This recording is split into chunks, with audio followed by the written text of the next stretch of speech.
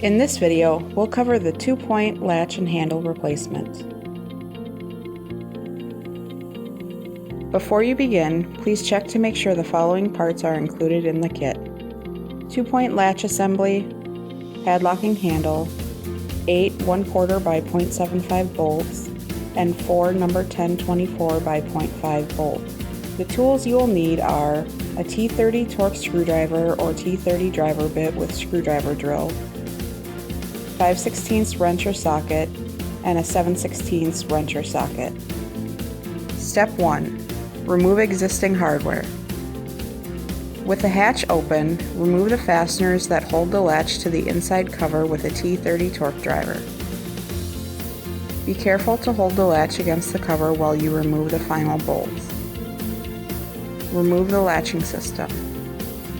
From the outside, remove the fasteners that hold the handle to the lid with a 5/16 wrench or socket.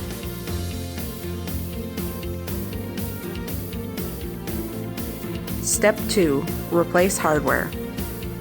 To install the replacement turn handle, place the new handle with the gasket through the hole in the cover.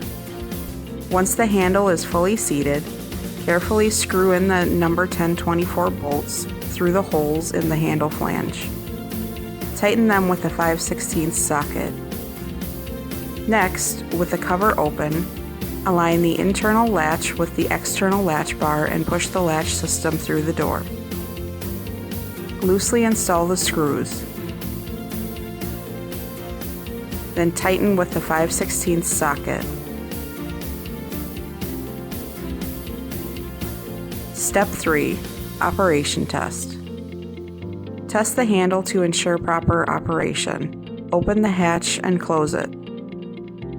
If you have any trouble with installation or operation of your replacement kit, please contact customer support.